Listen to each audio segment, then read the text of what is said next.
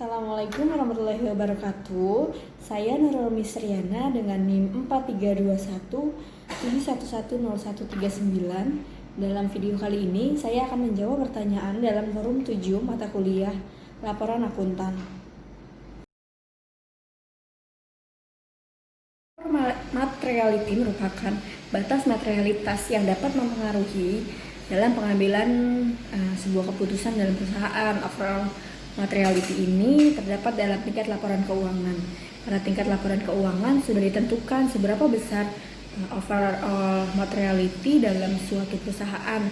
Misalnya 0,5% sampai dengan 2% dari keseluruhan aset atau keseluruhan revenue, atau 3% sampai 5% dari ekuitas atau aset bersih, dan 5% sampai 10% dari laba sebelum pajak. Kita akan bahas yang kedua. Performance materiality merupakan sebuah batasan materialitas untuk pelaksanaan audit. Pada performance materiality ini juga terdapat dalam tingkat laporan keuangan. Pada performance materiality ini biasanya berkisar 70% sampai dengan 80% dari overall materiality. Kemudian yang ketiga, assertion materiality. Ini merupakan suatu batasan materialitas untuk tingkat asersi, biasanya pada transaksi atau saldo tertentu. Pada asersi ini, dalam sebuah tingkat asersi pada Serova PD. Pada asersi ini berkisar 3% sampai dengan 5% dari overall materiality. Namun pada materialitas ini biasanya disesuaikan nilainya pada saat berlangsungnya sebuah audit ataupun pada akhir pelaksanaan sebuah audit. Dalam memberikan sebuah opini pengecualian, biasanya auditor memperhatikan dua hal. Yang pertama, setelah mendapatkan sebuah bukti yang cukup dan tepat, auditor melakukan penyimpulan terhadap kesalahan penyajian baik secara individual maupun agregasi.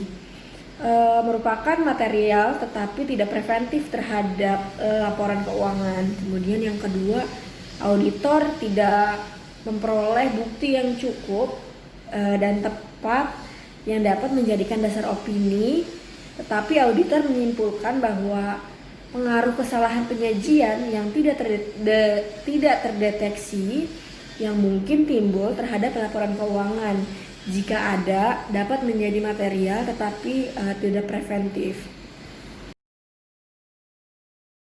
Dalam inherent risk terdapat sebuah risiko bawaan, dan risiko bawaan ini belum adanya sebuah kontrol atau pengendalian. Lalu setelah interest risk dilanjutkan pada control risk, yang mana di dalam inherent tadi maka akan dilakukan pengendalian pada control risk ini.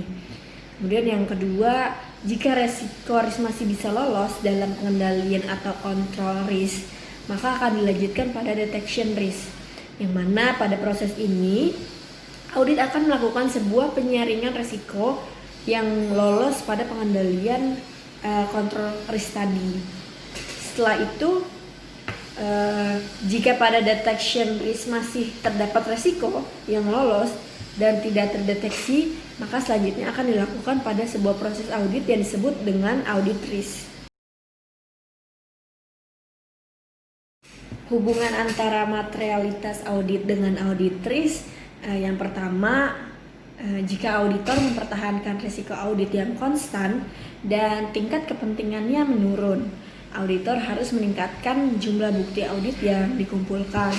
Kemudian yang kedua, jika auditor ingin mengurangi risiko audit, salah satu dari 3 metode berikut dapat digunakan. Pertama, meningkatkan tingkat material dengan tetap mempertahankan jumlah bukti audit yang dikumpulkan.